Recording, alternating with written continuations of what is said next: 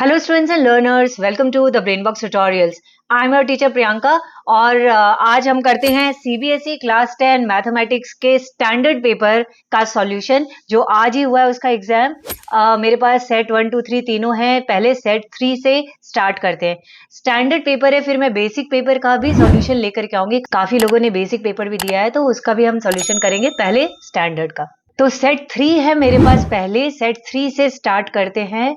Section A MCQs का 20 MCQs आएंगे इसमें। सबसे पहला है the diameter of a wheel is 63 centimetre, मतलब रेडियस हो गया 63/2।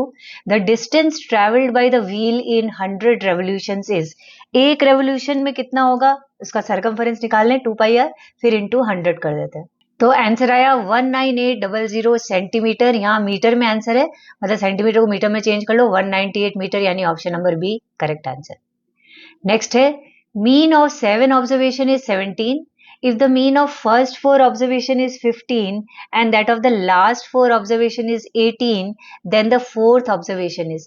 देखो फर्स्ट 4 ऑब्जर्वेशन में 1 2 3 4 आता है, लास्ट 4 में 4 5 6 7 आता है।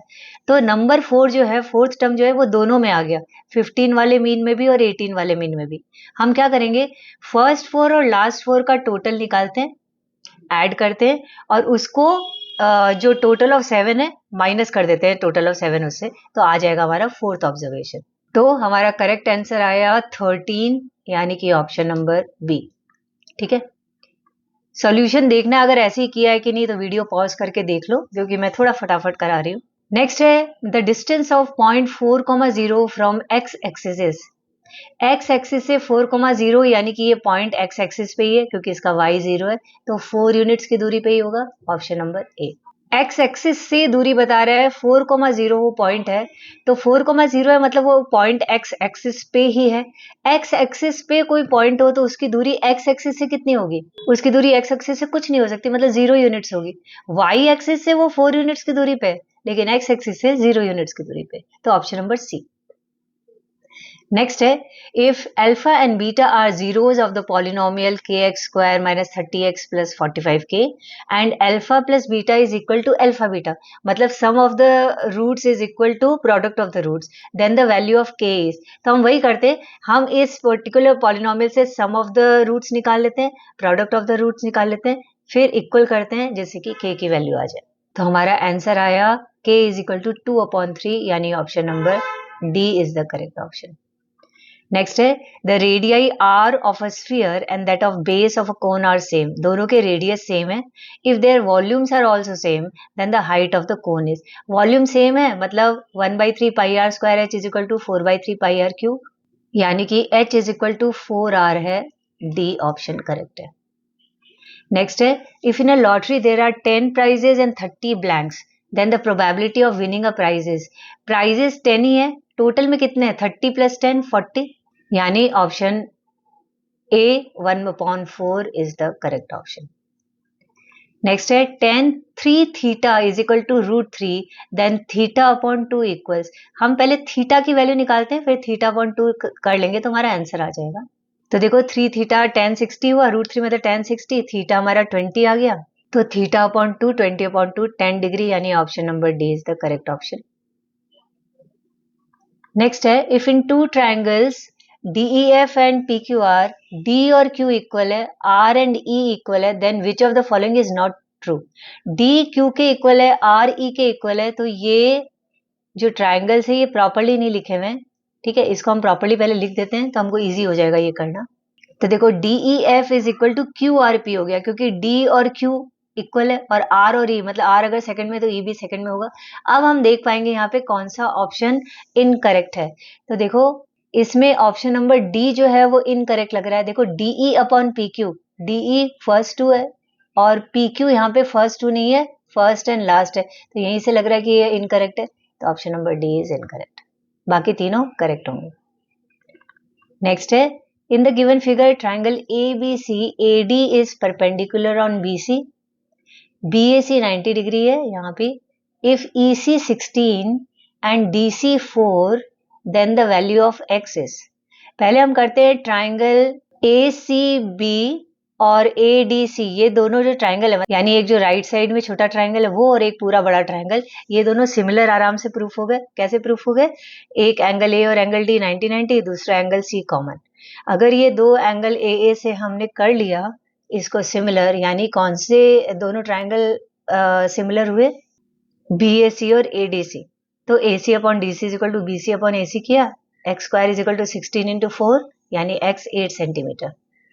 8 सेंटीमीटर यानी option number C correct option. Next है, two of the vertices of triangle PQR are this and this, P और Q दिया हुआ है। The coordinates of a point which divides PQ in the ratio 2:1 are. तो ये section formula use करके हम उस पॉइंट के कोऑर्डिनेट्स निकाल लेते हैं। तो हमारा आया 3,3, यानी कि ऑप्शन नंबर C। नेक्स्ट है, cot theta plus tan theta equals, ठीक है, दोनों को साइन कॉस में चेंज करके वैल्यू निकालेंगे बहुत इजीली। तो देखो ये किया हमने, तो आंसर आया कॉसेक थीटा सेक थीटा, यानी कि option number A is correct option. Next है, zeros of the polynomial x square minus 3√2x plus 4r। Zeros अगर कोई भी है तो ये उसकी वैल्यू यहाँ x की जगह डालने पे आंसर 0 आना चाहिए। तो हम जब ABCD में ट्राई करेंगे तो वी विल सी कि option number B correct option होगा, यानी x की जगह 2√2 डाले तो आंसर 0 आता है, और x की जगह खाली √2 डालो तो भी आंसर 0 आता है। नेक्स्ट है 13 number, the value of k for which the system of linear equation 6x plus y is equal to 3k and 36x plus 6y is equal to 3 have infinitely many solutions is। Infinitely many solution मतलब a1 by a2 is equal to b1 by b2 is equal to c1 by c2, उससे हम k की value निकालते हैं। तो k की value आई 1/6, यानी कि B। नेक्स्ट है, the measurement of triangle LMN and triangle ABC are shown in the figure, the length of side AC is. देखो LMN में एंगल L जो है वो अगर हम sum of angle of triangle 180 होता है, तो ये एंगल L जो होगा वो हमारा 22 डिग्री आएगा। और इधर ABC में भी एंगल C करो तो एंगल C तुम्हारा सॉल्व करोगे तो 28 डिग्री आ रहा है, यानी कि ये दोनों ट्राइंगल ABC और LMN सिमिलर है। सिमिलर है तो कॉरेस्पॉन्डिंग साइड्स का रेशियो इक्वल होगा, उससे हम AC निकाल लेंगे। तो हमने LM upon AB is equal to LN upon AC किया, तो AC आ गया 8 सेंटीमीटर। 8 सेंटीमीटर यानी option number C correct option होगा, ठीक है। नेक्स्ट है, the line represented by x upon 4 plus y upon 6 is equal to 1 intersex x axis and y axis respectively at P and Q। अगर कोई point x axis पे है तो वो x, 0 मान लो, और y एक्सिस में तो 0, y मान लो, ऐसा। अभी बोल रहा है coordinates of the mid point of the line segment PQR। हम P और Q के कोऑर्डिनेट्स निकाल लेते हैं, मतलब ये x और y निकालना है। x और y कैसे निकालेंगे? इस पॉइंट का हम x और y इसमें डालते हैं, यानी y अगर 0 डालें तो x की वैल्यू क्या आएगी, निकाल लेते हैं। और फिर x इज इक्वल टू 0 डालें तो y की वैल्यू क्या आएगी, दोनों का वैल्यू निकाल लेंगे। वैल्यू निकल जाएगा तो मिड पॉइंट भी निकल जाएगा। तो देखो x की वैल्यू आ गई 4, तो 4,0 एक पॉइंट है, दूसरा पॉइंट 0,6 है। अब इन दोनों का हमने जब मिड पॉइंट निकालने के लिए फॉर्मूला यूज किया, x1 plus x2 by 2 and y1 plus y2 by 2, तो हमारा आंसर आएगा 4/2 यानी कि 2, और इसका 6/2 3, यानी 2,3, यानी ऑप्शन नंबर A करेक्ट है। नेक्स्ट है, if x is the LCM of 4, 6, 8 and y is the LCM of 3, 5, 7 and P is the LCM of x and y, then which of the following is true? तो हम x LCM है ना 4, 6, 8 का, 4, 6, 8 का LCM निकाल लेते हैं, हमको x पता चल जाएगा। 3, 5, 7 का LCM निकालो, y पता चल जाएगा, फिर x और y का LCM आराम से निकल जाएगा। तो हमारा P आया 840, 840 आया। यहाँ बोल रहा है P क्या है, 35x है, 35 इंटू 24, 35 इंटू 24 840 होता है, यानी ऑप्शन नंबर A ही मिल गया हमको करेक्ट, और देखने की जरूरत नहीं। नेक्स्ट है, if x upon 12 minus 3 upon x is equal to 0 then the value of x r। हम इसको एलसीएम लेते हैं, सॉल्व करते हैं, x की वैल्यू निकालते हैं।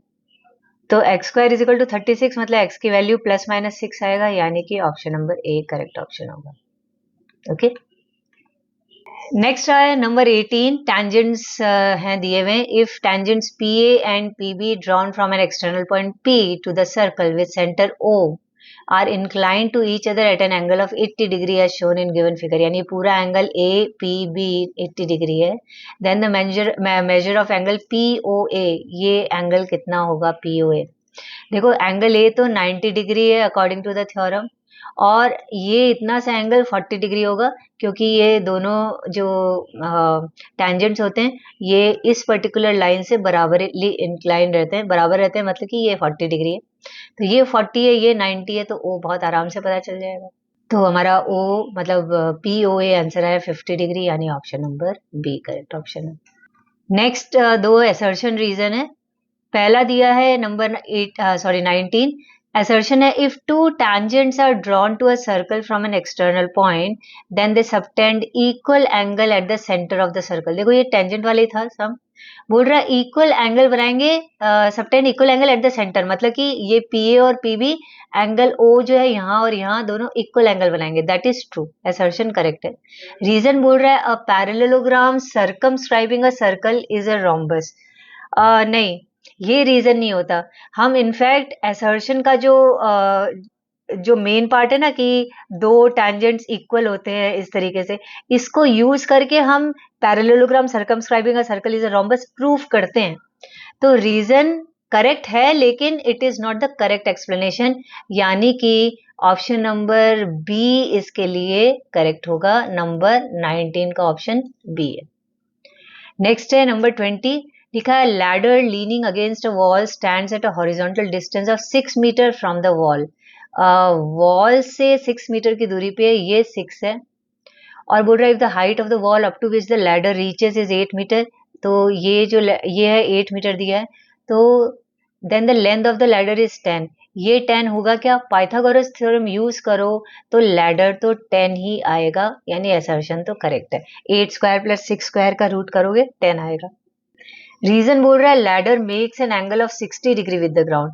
अगर ये एंगल 60 डिग्री है और हमको h देखो 10 निकलता है क्या, p बाई एच करते हैं, मतलब साइन 60 डिग्री √3/2 होता है, √3/2 is equal to p by H करो तो रीजन रॉन्ग आएगा क्योंकि आंसर 10 नहीं आता. तो इसका मतलब कि रीजन तो फॉल्स है, सिर्फ असर्शन करेक्ट है. इसका मतलब option number C is correct option for number 20. Okay, अब आते हैं नेक्स्ट में सेक्शन बी. तो मैं ऐसा करती हूँ सेट 3 का पहले section A B C solve करके फिर हम लोग आते हैं सेट 1 2 में, उसका भी ए बी सी सॉल्व करते हैं इस पर्टिकुलर वीडियो में. फिर नेक्स्ट वीडियो में मैं तीनों ही सेट्स के सेक्शन डी और ई सॉल्व करके दिखा दूंगी. तो सेक्शन बी में वेरी शॉर्ट क्वेश्चन 2 मार्क्स के जो क्वेश्चन आए थे, पहला लिखा है if tan a plus cot a is equal to 6 then find the value of tan square a plus cot square a minus 4. देखो इसको कैसे सॉल्व करेंगे. ये जो पर्टिकुलर पार्ट है tan a plus cot a is equal to 6, इसको हमने किया स्क्वायरिंग बोथ साइड्स. तो tan a plus cot a का whole square is equal to 6 का square that is 36. a plus b का होल स्क्वायर का value डाला, tan a cot a तो पता है 1 होता है, तो हमको tan square a plus cot square a की वैल्यू आ गई 34.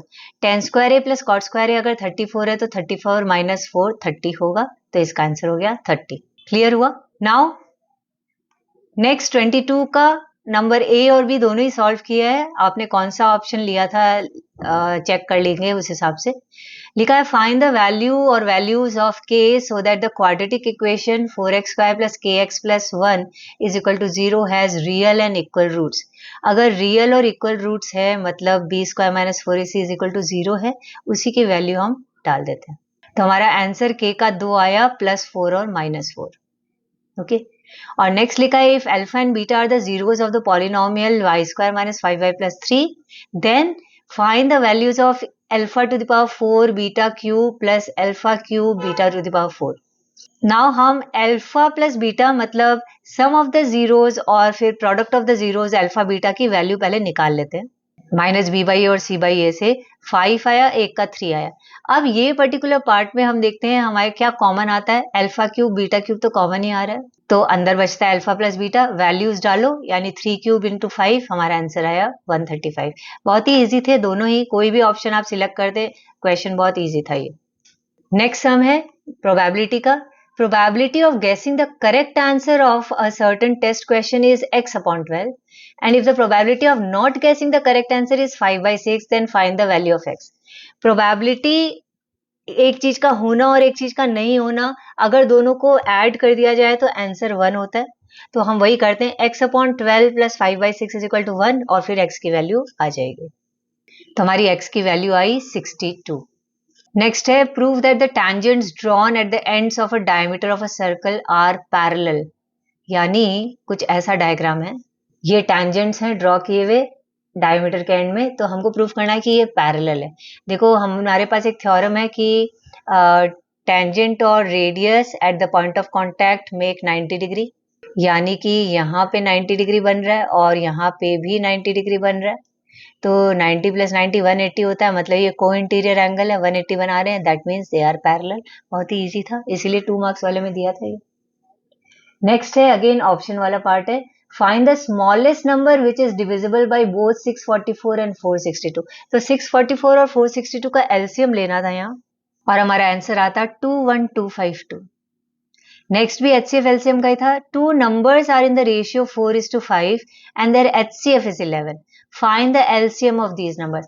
मान लो वो दो नंबर 4a और 5a हैं, 4a और 5a में कॉमन a है, मतलब एचसीएफ a है। एचसीएफ तो हमको पता है 11 है, यानी कि a पता चल गया 11, तो नंबर पता चल गया 44 और 55।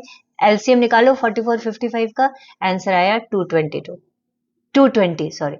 तो ये भी इजी था, बट इन दोनों में भी आप क्लियरली देख रहे हो कि ए जो है वो बहुत ही क्लियर क्वेश्चन था कि दोनों का एलसीएम निकालो, which is divisible. Question divisible रहता है इसका मतलब एलसीएम निकालना है, डिवाइड्स रहता है इसका मतलब एचसीएफ निकालना है।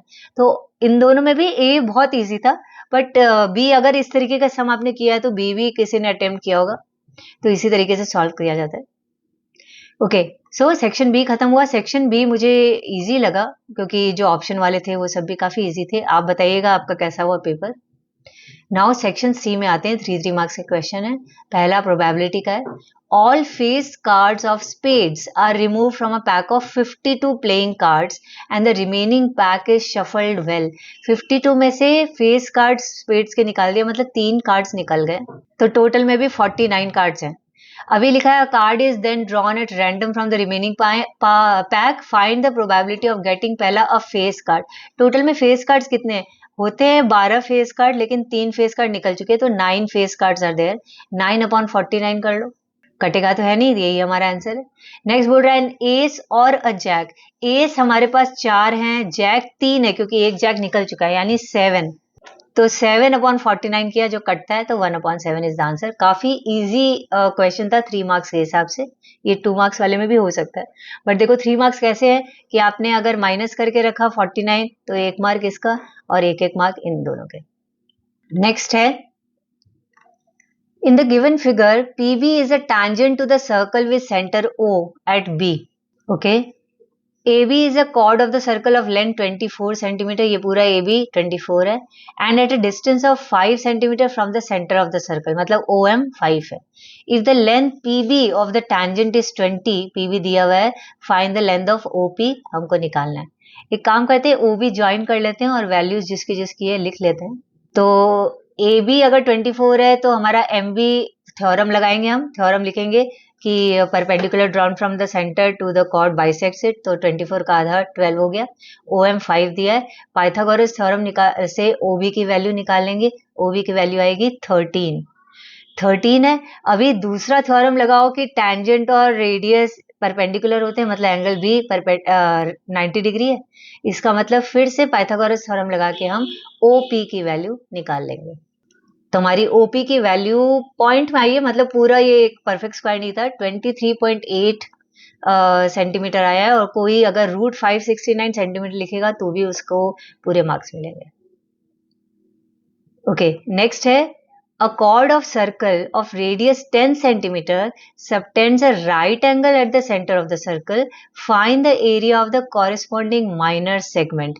पाई को 3.14 लेना है, मतलब इस तरीके से रेडियस जो है वो 90 डिग्री बनाता है, हमको ये पर्टिकुलर सेक्टर, तो ये तो पूरा सेक्टर का एरिया हमने निकाल लिया, 90 upon that is θ/360 into pi are square, 78.5 centimeter square है।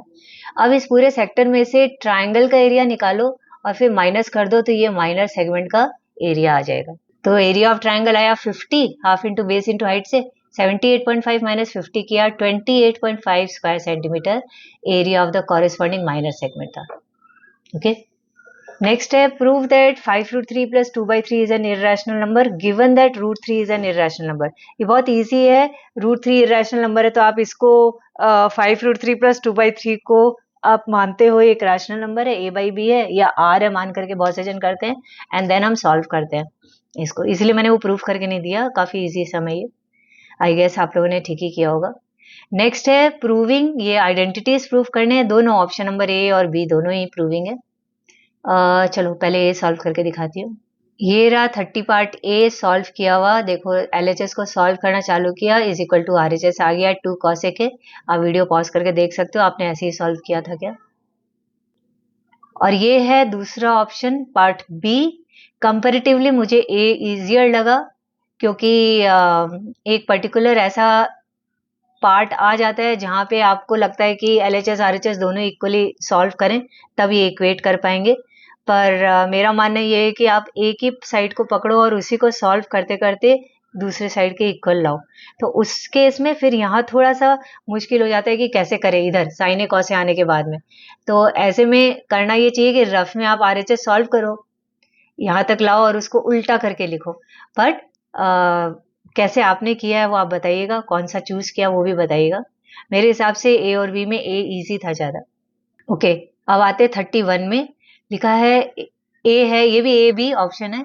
तो ए में लिखा है if the mid point of the line segment joining the points A 3,4 and B K6 is P XY and ये भी दिया equation x plus y minus 10 is equal to 0, find the value of K. सबसे पहले देखो ए और B का mid point P है.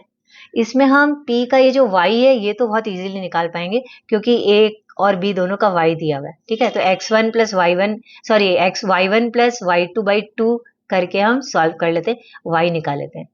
ये पहला स्टेप होगा. ठीक है, y हमारा आया 5 आया तो हम इस y को इधर पुट करेंगे x plus y minus 10 is equal to 0 में. तो देखो हमारा x भी आ गया 5, तो हमको पॉइंट P मिल गया 5,5. अब वैल्यू ऑफ K निकाल सकते हैं फिर से मिड पॉइंट फॉर्मूला यूज करके. अभी हमको P की वैल्यू पता है तो अब ये K जो है ये निकाल लेते हैं. तो हमारा K का आंसर आएगा 7. इजी सम था. नेक्स्ट है ऑप्शन वाला find the coordinates of the points which divide the line segment joining A -2,2 and B 2,8 into 4 equal parts. मान लो कुछ ऐसा है, A और B दिया है, 4 इक्वल पार्ट्स में डिवाइड करने वाले 3 पॉइंट्स होंगे बीच में, P Q R बराबर बराबर होंगे. तो देखो AB का मिड पॉइंट है Q. ठीक है, तो मिड पॉइंट फॉर्मूला से हम Q निकालेंगे. ए क्यू का मिड पॉइंट है P, तो P निकाल लेते हैं. और क्यू बी का मिड पॉइंट है R, तो सब में हम मिड पॉइंट फॉर्मूला यूज करके PQR निकाल सकते हैं. ये रहा, मैंने सारा PQR निकाला. सबसे पहले Q निकाला, ऑब्वियसली Q सबसे पहले ही निकालना पड़ेगा. A और B का मिड पॉइंट है 0,5 आया. फिर P निकाल लिया A और Q का मिड पॉइंट से, P आया -1,7/2. और फिर R निकाला Q और B का मिड पॉइंट, दैट इज 1,13/2. तो ये हमारे सेक्शन सी तक हुए. सेक्शन डी और ई में हम आएंगे, पर पहले दोनों आगे और जो सेट्स हैं वो कर लेते हैं. ओके, ये है set 1 of mathematics paper, standard paper. इसमें जो जो हमने ऑलरेडी सम्स कर चुके हैं उसको मैं नहीं बताऊंगी. जैसे सेक्शन ए में मैं सिंपली टिक करती रहती हूँ ऑप्शन को, और जो नए हैं जो हमने सेट 3 में नहीं किए उसको हम सॉल्व कर लेंगे. ओके, तो नंबर 1 हमारा किया हुआ था, इसका आंसर ऑप्शन नंबर डी है. नेक्स्ट 4, 6 सेट ये वाला भी किया हुआ था, इसका ऑप्शन नंबर ए है. अगर आपको देखना है इसका सॉल्यूशन कैसे होगा तो आप देख सकते हैं सेट 3 वाला. नेक्स्ट है ये वाला भी पार्ट किया हुआ था, इसका आंसर 1/6 ऑप्शन नंबर बी है. फिर ये अलग है, इसको हम सॉल्व कर लेते हैं और बताते हैं इसका क्या आंसर होगा. तो इसमें सम ऑफ जीरोस में से alpha plus beta minus B by A होता है, दैट इज ए आया. और product of zeros that is alpha beta, वो होता है सी अपॉन ए. सी अपॉन ए मतलब माइनस बी आया. तो alpha plus alpha beta is A minus B यानी option number C will be the correct option. Okay, next number 5 ये हमने किया था, इसका आंसर ऑप्शन ए ±6 होगा. नेक्स्ट ये भी हमने किया था, इसका ऑप्शन ए 2,3 होगा. नेक्स्ट नंबर 7 भी हमने किया था, इसका आंसर 3,3 होगा। नेक्स्ट नंबर 8, ये सम भी हमने किया था, इसका ऑप्शन नंबर बी 50 डिग्री होगा। Next number 9 cot theta plus tan theta equal, ये भी हमने किया था, ये ऑप्शन नंबर ए करेक्ट होगा इसका। ये भी हमने किया था, इसका ऑप्शन नंबर डी करेक्ट होगा। ओके, ये वाला भी किया था, इसका आंसर होगा 8 centimetre, that is option number C. Next ये अलग है, ये हमने नहीं किया था, तो दैट सी लिखा है if the volumes of two cubes are in the ratio 8:125 then the ratio of their surface area is. Cube का वॉल्यूम होता है ए क्यूब, दोनों का वॉल्यूम का रेशियो दिया हुआ है। तो देखो ऐसे किया मैंने, A:A मतलब स्मॉल ए और कैपिटल ए ले लिया, दोनों का साइड का रेशियो हो जाएगा 2:5, क्योंकि volume a cube is to a cube अगर 8:125 है तो A:A जो है क्यूब रूट ऑफ 8 और 125 का भी cube root, that is 2:5। A² क्या होगा, दोनों का स्क्वायर कर दो, दैट इज 4:25। तो सरफेस एरिया 6² क्या होगा, दोनों में 6 मल्टीप्लाई करो, दैट इज 24 और 150। बट 6 मल्टीप्लाई करो मतलब 6 कट भी जाएगा, क्योंकि हम जब रेशियो निकालते हैं तो जो कटता है काट भी देते हैं। तो हमारा आंसर आया 4:25, यानी कि option number B will be the correct option. Okay, next ये भी नहीं था सम, तो इसको भी कर लेते हैं। लिखा है if the area of a sector of circle of radius 36 centimetre is 54 pi, then the length of the corresponding arc of the sector is. Now area of the sector दिया हुआ है, मतलब हम थीटा निकाल सकते हैं इससे। तो देखो 54 pi is equal to theta upon 360 degree into pi are square. Solve किया तो हमारा थीटा का वैल्यू तो आ गया 15 डिग्री। अब लेंथ ऑफ द आर्क वाला फॉर्मूला यूज कर लेते हैं। तो आर्क की value theta upon 360 degree into 2 pi r किया, जिससे हमारा आंसर आ गया 3 पाई सेंटीमीटर। 3 पाई मतलब कि option number D correct option है। अच्छा था ये भी एमसीक्यू। नेक्स्ट है die is thrown once, the probability of getting a number which is not a factor of 36 is। ये भी न्यू क्वेश्चन है, ये भी सेट 3 में नहीं था। तो प्रोबेबिलिटी कि वो नंबर 36 का फैक्टर नहीं होगा।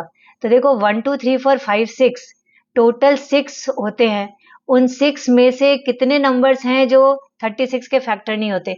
1 होता है, 2 होता है, 3 होता है, 4 होता है, 5 नहीं होता, 6 होता है। मतलब खाली एक है जो नहीं है फैक्टर 36 का, यानी 1/6 is the correct option, option number C. Next number 15, ये भी नहीं था सम सेट 3 में, तो ये भी कर लेते हैं। लिखा है if the mean of 2 9 x + 6 2 x + 3 5 10 5 is 7 then the value of x is. तो हम क्या करते हैं, ये सारा जो सम है, sum of the variable sum of the observation upon number of the observation करते हैं is equal to 7। Number of the observation कितने हैं, 1 2 3 4 5 6 7, तो दिस सारे को प्लस करते हैं upon 7 is equal to 7। Solve करते हैं, x निकालते हैं। तो सॉल्व किया, हमारा x का वैल्यू आ गया 3 मतलब option number D is the correct option.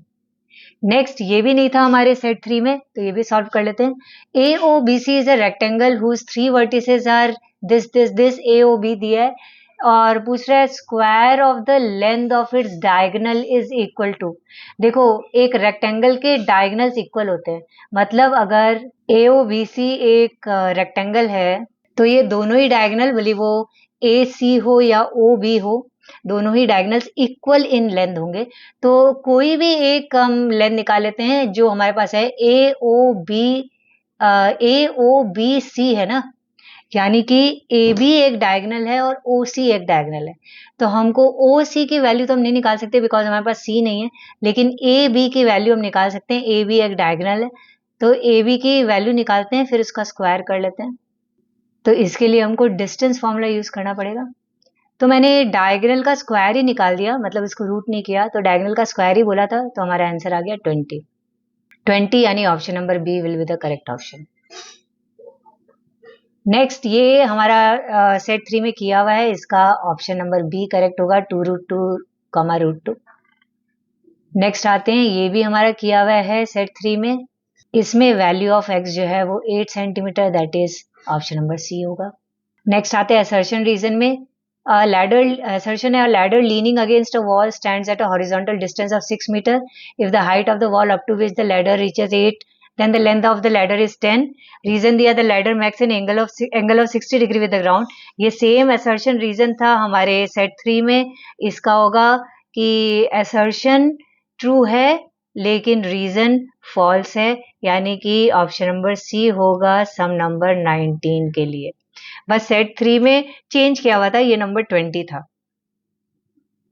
और जो नंबर 20 है वो 19 था। तो 19 का असर्शन रीजन में होगा, दोनों ही करेक्ट है, but reason is not the correct explanation of assertion. बल्कि हम ये जो रीजन है ना, parallelogram circumscribing a circle is a rhombus, इसको हम प्रूफ करते हैं असर्शन लेकर के। तो इसलिए रीजन करेक्ट एक्सप्लेनेशन नहीं है, यानी कि ऑप्शन नंबर बी होगा सम नंबर 20 के लिए। ठीक है, तो ये सेट 1 का हमारा सेक्शन ए खत्म हुआ। सेक्शन बी में आते हैं। सेक्शन बी के जो सम नहीं किए हैं वो मैं सॉल्व कर रही हूँ। तो जैसे 21 नंबर सम नहीं सॉल्व किया हुआ है तो इसको सॉल्व कर लेते हैं। तो इसको सॉल्व किया मैंने, देखो यहाँ पे लिख पूरा किया हुआ है सॉल्यूशन। तो आंसर मेरा k इज इक्वल टू 1/12 आ रहा है। ओके, नेक्स्ट सम 22 हमारा किया हुआ है। If the probability of not guessing the correct answer is 5/6 then find the value of x। आप देख सकते हैं सेट 3 में मैंने इसको सॉल्व किया है, दोनों को ऐड करके इज इक्वल टू 1 किया था एंड x की वैल्यू आई थी 62। ओके, नेक्स्ट ये भी 23 का भी a और b दोनों किया हुआ है। पहले का आंसर आया था 21252 और दूसरे का आंसर आया था 220। आप सॉल्यूशन देख सकते हैं। नेक्स्ट ये भी दोनों ही किया था 24 नंबर का, ए और बी दोनों ऑप्शन वाला।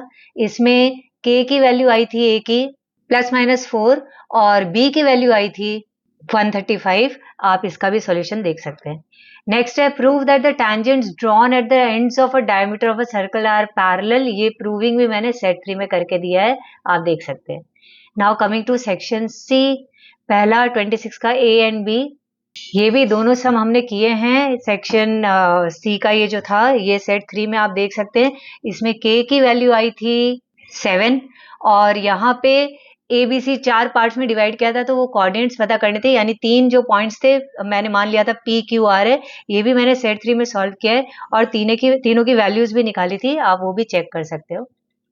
नाउ नेक्स्ट है प्रूविंग, ये तो नहीं करवा रही मैं, प्रूविंग वाला बहुत इजी था। और ये जो 28 का पार्ट ए और बी, ये भी मैंने दोनों ही सेम था सेट 3 में, ये प्रूफ किया था हमने। तो आप सेट 3 में इसका सॉल्यूशन देख सकते हो, पूरा सॉल्व किया था हमने। नेक्स्ट है 29, chord of circle of radius 10 cm subtends a right angle at the center of the circle, find the area of corresponding minor segment। ये सम भी सेम सेट 3 में था। इसका आंसर आया था एरिया का 28.5, आप देख सकते हैं इसका भी आंसर। नेक्स्ट ये नहीं आया था, ये नया सम है, इसको हम सॉल्व कर लेते हैं। लिखा है 3 unbiased coins are tossed simultaneously, find the probability of getting, और ये 3 दिया है। सबसे पहले तो 3 अनबायस्ड कॉइन्स हैं, तो उसकी टोटल नंबर ऑफ आउटकम्स क्या क्या हो सकते हैं पहले वो देखते हैं। तो ये टोटल नंबर ऑफ आउटकम्स है 1 2 3 4 5 6 7 8, 8 आर द टोटल आउटकम्स। अब इसमें एग्जैक्टली 2 टेल्स देखो कितने में आया है, एग्जैक्टली 2 टेल्स इसमें आया है 1, फिर ये आया है 2, फिर ये आया है 3, यानी इसका आंसर होगा 3/8। नेक्स्ट है एटलीस्ट 1 हेड, यानी कम से कम एक हेड हो, एक से ज्यादा हो तो भी चलेगा, यानी कि ये 1 2 3 4 5 6 7, सिर्फ ये 3 टेल वाले में नहीं है, बाकी 7 में है, तो इसका आंसर होगा 7/8। नेक्स्ट बोल रहा है एट मोस्ट 2 हेड्स, यानी ज्यादा से ज्यादा 2 हेड हो, 2 से ज्यादा ना हो, 2 से कम होगा तो चलेगा, यानी 0 होगा तो भी चलेगा, क्योंकि एट मोस्ट 2 होना चाहिए, यानी कि ये होगा पहला नंबर 1, फिर ये नंबर 3 होगा, तो 1 2 3 4 5 6 7, इसमें भी 7 होंगे, तो ये भी 7/8 है। ओके, नेक्स्ट आते हैं सम नंबर 31। ये सम भी सेट 3 में नहीं था, तो हम इसको सॉल्व करते हैं। चलो, लिखा है in the given figure PC is a tangent to the circle at C, AOB is the diameter, ठीक है, which extended meets the tangent at P, find angle CBA and angle BCO if PCA is 110 degree. तो हमको CBA मतलब कि एक ये angle पता करना है, दूसरा BCO मतलब कि ये वाला एंगल पता करना है, PCA मतलब कि ये यहाँ से लेकर के यहाँ तक ये पूरा 110 डिग्री हमको दिया हुआ है। ना देखो CBA और BCO ये दोनों ही एंगल्स इक्वल होंगे बिकॉज ट्रायंगल OBC एक आइसोसेलेस ट्रायंगल है, क्योंकि OB और OC इक्वल है, दोनों ही रेडियाई है। अगर OB और OC इक्वल है यानी एंगल B और C इक्वल होंगे। एंगल B और C मतलब एंगल CBO और एंगल OCB ये इक्वल होंगे। तो कोई भी एक एंगल पता होने से दूसरा पता चल ही जाएगा। अब हम कैसे सॉल्व करेंगे इसको? अब देखो हमारे पास थ्योरम है टेंजेंट वाला कि टेंजेंट और रेडियस मिलकर के 90 डिग्री बनाते हैं, मतलब PC और OC मिलकर 90 डिग्री बनाएंगे। Angle PCO will be 90 degree. अगर एंगल PCO 90 डिग्री है तो ये इतना सा बचा हुआ जो एंगल है OCA या ACO ये कितना हुआ? ये हुआ 110 माइनस 90 यानी कि 20 डिग्री। ओके, ये 20 है। अभी एंगल BCA या ACB कुछ भी बोलो ये भी 90 डिग्री है। Angle in a semi circle is 90 degree. तो अगर ACB 90 डिग्री है तो 90 में से ये 20 माइनस कर दो तो हमको OCB पता चल जाएगा। OCB या BCO यहाँ जो पूछ रहा है BCO लिख दो। BCO तुम्हारा 70 डिग्री आया। BCO अगर 70 डिग्री है तो CBA भी 70 डिग्री हुआ। दोनों का आंसर 70 डिग्री होगा। ओके, नाउ सेक्शन डी हम बाद में करेंगे नेक्स्ट वीडियो में। तो ओके, अब स्टार्ट करते हैं सेट 2।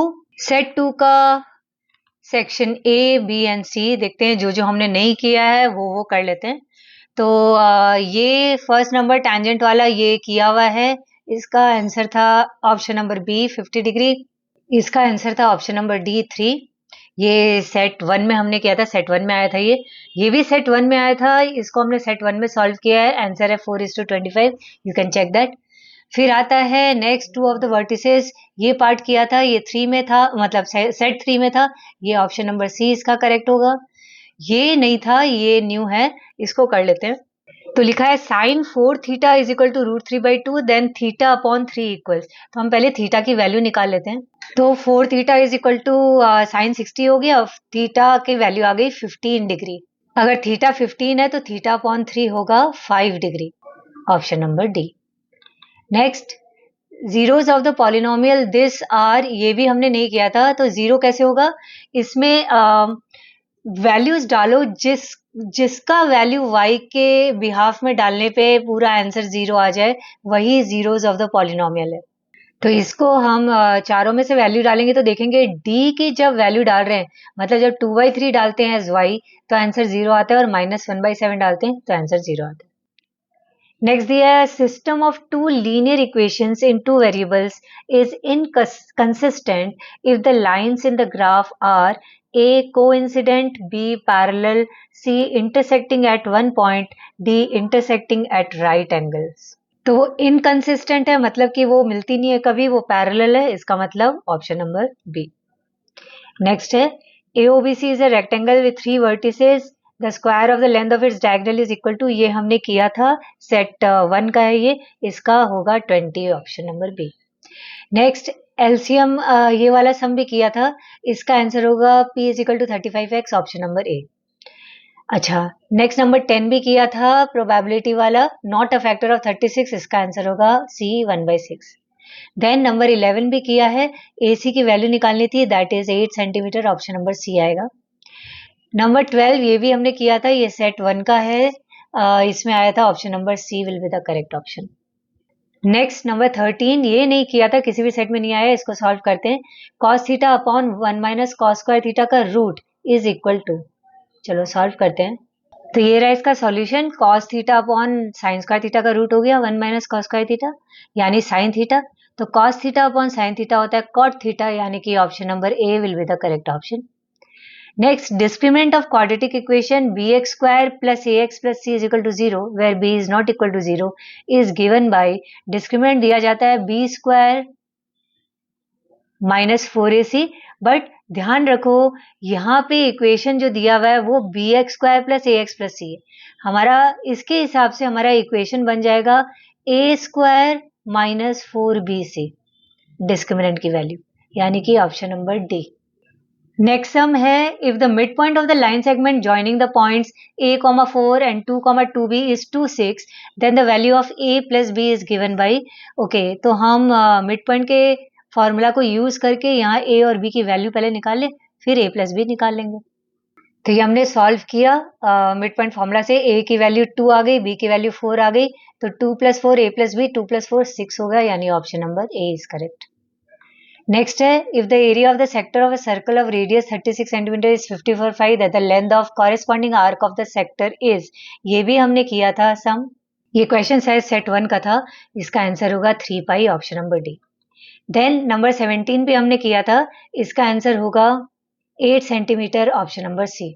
देन नेक्स्ट आते हैं, ये भी हमने किया था, इसका ऑप्शन होगा option number D. Next assertion reason में पहला वाला ये असर्शन किया हुआ है, इसमें असर्शन रीजन दोनों करेक्ट है, but reason is not the correct explanation, इसको मैंने सेट 3 में एक्सप्लेन भी किया था, यानी इसके लिए ऑप्शन नंबर बी होगा, नंबर 19 का। और नंबर 20 वाला भी हमने किया था, इसमें असर्शन करेक्ट है लेकिन रीजन फॉल्स है, यानी कि ऑप्शन नंबर सी 20 नंबर के लिए। ओके, ना आते हैं सेक्शन बी में। सेक्शन बी का पहला सम, ये दोनों ही ए और बी दोनों ही नहीं किए, न सेट 1 में था न सेट 3 में था, तो ये हम सॉल्व कर लेते हैं। लिखा है, if the sum of the zeros of the polynomial this is -1 then find the value of P. Sum of the zeros दिया हुआ है, यानी कि अल्फा प्लस बीटा दिया हुआ है, अल्फा प्लस बीटा होता है -b/a, यहाँ पे b है ये 2p + 3, a है p + 1, तो हम -b/a इज इक्वल टू -1 है, ये हमको मालूम है, अब हमको p निकालना है, तो निकाल के बताती हूँ। तो ये हमने किया, alpha plus beta is equal to -b/a में वैल्यू डाली, तो हमारी p की वैल्यू आ गई -2। नेक्स्ट है, if alpha and beta are zeros of the polynomial x² - 2x - 1 then find the value of 1/2 alpha + 1/2 beta + 3 alpha beta. ठीक है, तो हम पहले अल्फा प्लस बीटा और अल्फा बीटा दोनों की वैल्यू निकालें, फिर इसको सॉल्व करते हैं। तो इसमें सबसे पहले अल्फा प्लस बीटा और अल्फा बीटा की वैल्यू हमने निकाली, और फिर इसको एलसीएम लेकर के सॉल्व किया, और हमारा आंसर लास्ट में आया है -4। ठीक है, अब आते हैं नेक्स्ट सम में। लिखा है, prove that the tangents drawn at the ends of a diameter of a circle are parallel. ये सेट 3 में था, मैंने सॉल्व करके बताया, you can check that out. और 23 का ए और बी ये दोनों ही सेट 1 में भी आया है, सेट 3 में भी आया है, सेट 3 में मैंने इसको सॉल्व करके दिया है, you can check that. Next 24 का ये जो सम है, ये सेट 1 में किया था मैंने, इसका आंसर आप चेक कर लीजिएगा। 25 सेट 1 और 3 दोनों में किया था, इसका भी आंसर आप चेक कर सकते हैं। अब आते हैं सेक्शन सी में। Prove that 4√2 + 5/3 is an irrational number given that √2 is an irrational number. थोड़ा सा चेंज करके दिया है सम, बाकी करना तरीका वही है जैसा सेट 3 में था, यानी कि पहले √2 तो दिया हुई ऑलरेडी इरेशनल नंबर है, इस पर्टिकुलर नंबर को आप मान लो लेट a/b या फिर let this is equal to r, और देन इसको सॉल्व करने का जो पैटर्न है, आई गेस वो आप लोगों ने करेक्ट किया होगा, तो मैं वो अभी नहीं बताऊंगी आप लोगों को, यहाँ पे वो प्रूविंग पूरा लिख करके करना है, पर बहुत इजी प्रूविंग है। नाउ नेक्स्ट आते हैं क्वेश्चन नंबर 27। ये दोनों ही सेट में नहीं था, ये सेट 2 में ही है, इसको सॉल्व करती हूँ।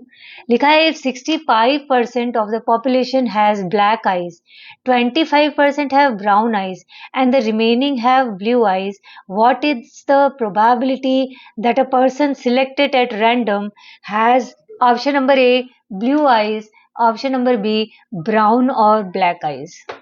तो देखो 65% के ब्लैक आईज है, 25% के ब्राउन आईज है, यानी कि 65 + 25 टोटल कितने परसेंटेज चले गए, 90% तो ऑलरेडी चले गए, तो अभी 10% ही बचे जो ब्लू आईज वाले हैं, तो 10% अपॉन 100 करके हमारा आंसर आ जाएगा, तो ब्लू आईज का हमारा आंसर आएगा 10/100 मतलब 1/10। नेक्स्ट दिया ब्राउन और ब्लैक आईज वाले, ब्राउन या ब्लैक आईज वाले 90% है, 65 + 25 90% है, मतलब 90/100, 90/100 मतलब 9/10 is the answer. Easy question था। नेक्स्ट है, chord of a circle of radius 10 centimetre subtends a right angle at the centre of the circle, find the area of the corresponding minor segment. ये मैंने sum solve किया है, ये set 3 और 1 दोनों में था, 3 में मैंने इसको सॉल्व किया, you can check that out. Next 9 number sum, 29 number sum, same sum set 1 में था, मैंने सॉल्व करके बताया सेट 1 का, you can check that out. Sum number 30 के दोनों ऑप्शन ए और बी ये सेट 1 और 3 दोनों में थे। सेट 3 मतलब जब पहला मैं सॉल्व करी थी तब मैंने इसका कैलकुलेशन करके प्रॉपर्ली प्रूविंग करके बताया था, तुम वहाँ चेक कर सकते हो। 31 का भी ए और बी पार्ट ये आप चेक कर सकते हैं। सेट 3 में सेम सम्स थे, सेम हमने सॉल्यूशन भी करके दिया है। ओके, अब सेक्शन डी और ई बचता है जिसका सॉल्यूशन भी मैं लेकर के आऊंगी। तीनों ही सेट 1 2 3 तीनों ही सेट के लेकर के आऊंगी और उसके बाद मैथमेटिक्स बेसिक के भी पेपर का सॉल्यूशन आप लोगों को मिलेगा यहाँ से। सो अगर मेरे चैनल को सब्सक्राइब नहीं किया तो सब्सक्राइब जरूर करना, जिससे कि आगे आने वाले वीडियोस आप देख सके। सो अब आपका एक ही एग्जाम बचता है एआई का 18th को, and then board exam finish है। आई होप आपके ये एग्जाम्स अच्छे गए होंगे और बोर्ड में अच्छे मार्क्स आप लेकर के आएंगे। Please let me know in the comment box. मिलते हैं नेक्स्ट वीडियो के साथ जल्दी ही। बाय बाय, जय हिंद।